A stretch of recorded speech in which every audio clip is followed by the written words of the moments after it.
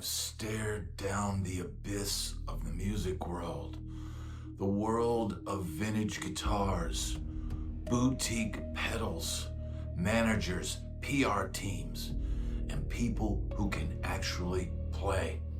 I've walked past the $500,000 Les Pauls, the amps that could power a small city, and the infinite little perks that supposedly make you pro level. And you know what I've realized? None of it matters. None of it. You don't need chops. You don't need perfect technique. You don't need a network of agents with LinkedIn endorsements longer than your fretboard. You don't need Instagram followers or viral TikTok dances to validate your existence. You don't need a tour bus with leather seats that smell like entitlement. What you do need is delusions of grandeur. And I mean the biggest, boldest, most ridiculous delusions you can dream up. You need to wake up every morning and look in the mirror and say, I am the greatest musician alive.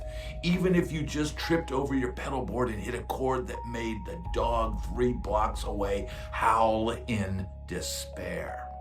You need to believe that you were sent here to change the world, one questionable solo at a time. Delusions of grandeur are your jet fuel, your armor, your stage lights when the venue only has one flickering bulb, that crazy confidence that makes a 15-person bar feel like Madison Square Garden. That audacity that convinces people to listen to you even when they shouldn't. You see, the universe doesn't hand out success certificates based on logic, talent, or even effort. It bends to the will of the utterly convinced, the absurdly confident, the gloriously unhinged. And if you don't buy in, you're just another guy in the corner staring at his pedalboard, waiting for something to happen. So strap in, get ready. Grab that air guitar if you have to, because today we're exploring the one thing every musician actually needs: delusions of grandeur. And once you embrace it, everything else becomes optional. Now, the number one myth is gear. You don't need a 59 Les Paul or a 55 Blackguard or a Dumble amp or a vintage Marshall Stax. You need a belief so strong it bends reality around your crappy guitar. Now, I have seen many musicians, some that I have been on the road with, who are not the greatest musicians. In fact, they are far from it. Some of them can't carry a tune in a bucket, but they have the audacity, the veracity, the contempt for talent to ignore the truth and climb on that stage and lambast the audience with braggadocio, with delusions of grandeur. This always astounded me. But you know, here's the thing. You could be way more talented than somebody that you're backing as a sideman musician. And I've been a sideman a lot of times in my life, and very rarely am I the sideman for somebody that's an amazing musician. No, you're the sideman for somebody who believes in themselves so much that they went out and got what they wanted out of life, and they are now the captain of the ship. And reason and standards of talent be damned. Be damned. Because here is the deal. They must be delusional. And that is the reality of all of this, right?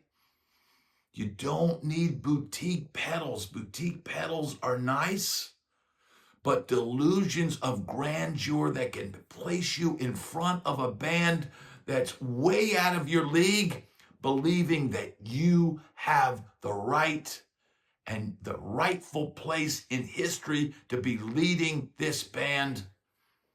Well, those delusions of grandeur are priceless. There's the talent trap. You don't need chops. You don't need perfect timing. You need audacity so insane it convinces the world you do. And here is the thing, man. None of us, nobody watching this channel right now is Sean Lane. Nobody watching this channel right now is Alan Holdsworth. Nobody watching this channel is Jeff Beck, right? These are guys that had insane levels of talent, albeit all uniquely different, right? Some of those guys languished in obscurity. Why? Because they were humble. Because they knew that music was a vast learning experience. And they would never truly master the instrument. You never truly master guitar. Guitar masters you. But those that reach the upper echelons, they don't think like that at all. They think that they belong at the front of the stage and they want the world to bow down before them. They want the world to kneel at their feet. They walk out on stage like they own it, and because they believe, they do. Now, this is the reality of what it truly takes to make it. The average guitar hero has no idea how lucky they got or how convinced they are. There are many famous guitar players who you could find fault in their playing, but they had the audacity to get out there and believe. And that is what it's all about. Not about chops, not about talent, not about vintage gear. None of that matters. You don't need managers. You don't need agents. The universe is your agent. It only responds to confidence. Hire your delusions first. Build your confidence first before you reel everybody in. There's something about somebody who is able to go out on stage and walk out there with confidence. The audience buys it, the band buys it, and everybody clamors to see them hit the stage. But if you don't have those delusions and you walk out there humbly with your head down and with a withdrawn mentality, you're never going to rule the stage. Promotion teams can't fake self-belief, but you can. And what do you need to do to build your delusions of grandeur? Here are the daily rituals of grandeur. Wake up, stare in the mirror, announce you're a genius, then trip over your amp cord. Perfect practice. Every wrong note becomes your calling card if you play it like destiny. Positive affirmations, that might be the key to this all. And I'll tell you a story. I remember auditioning to go play for the closing ceremonies of my graduating class at GIT. And the whole way down, walking the 4 blocks down the street to go to school to that audition, the whole way down there, I kept telling myself, you're the greatest guitar player in the world. You're the greatest guitar player in the world. Knowing damn well that waiting for me to judge me were the greatest guitar players in the world. Now, in reality, I know I never reached the level of many of the guys that taught there, and many of us would never have a chance to ever be that good. But for that moment in time, when I hit that stage and I had to play before Ralph Humphreys and Tommy Tedesco and a whole bunch of other MI teachers who were judging my performance, I had to get up and believe. And by the time I got down there, I was so psyched up that I went down there and I played my butt off. And guess what? I ended up getting that slot playing at the graduating ceremonies. Now, what do you have to do, right, in order to conquer the stage? You must view the stage as a playground. The stage is not something to fear. The audience is not something to fear. And that is the biggest thing, overcoming stage fright. Once you realize that you have the power, not the audience. You're the one with the microphone. You're the one with the guitar. You're the one with the amp. You're the one that hired the sound man.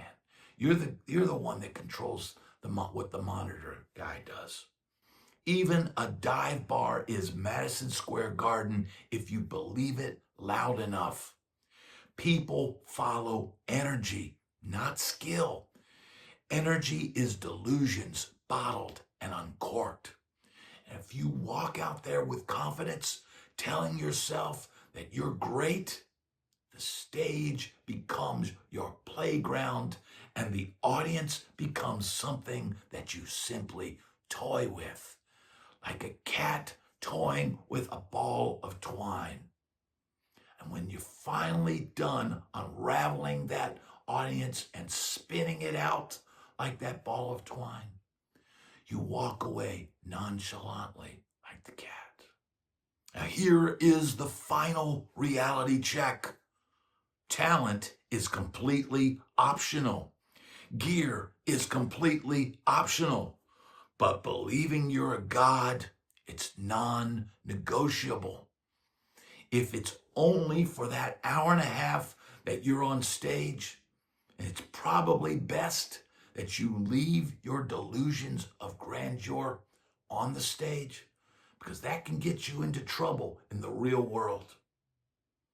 But once you hit that stage, you must believe you are a god. You must believe that you are the greatest, because any lack of confidence at all will be exposed by the audience. They will see right through you. They will eat you alive if they sense fear, right? It's like staring into the eyes of the serpent. If you show no fear, the serpent will be afraid to strike. This is the secret the music world won't tell you. Everyone else is pretending. Everyone else has doubts. Everyone else wonders if their chop, their gear, or their PR team will save them. But the only thing that really matters, the only thing that ever really matters is how big, how absurd, how unapologetic your delusions of grandeur are. Wake up every day believing you're the god of your own universe. Strum like your hands are weapons of destiny. Play like every wrong note is a prophecy. Walk into a 12-person bar like it's the main stage at Coachella.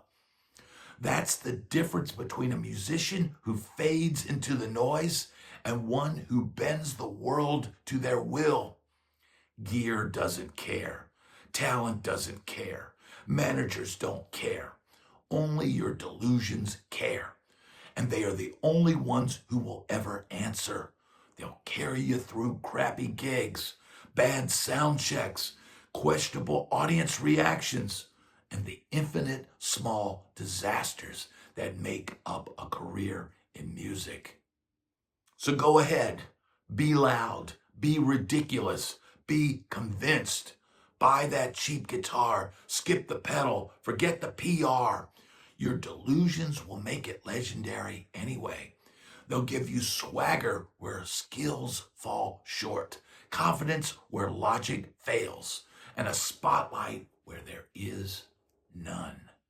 Delusions of grandeur, the ultimate invisible, untouchable gear every musician owns. The one thing that money can't buy. The one thing no one can take away. The one thing that makes you unstoppable. If you master that, everything else is optional. And in the chaos of music, that's all you really need.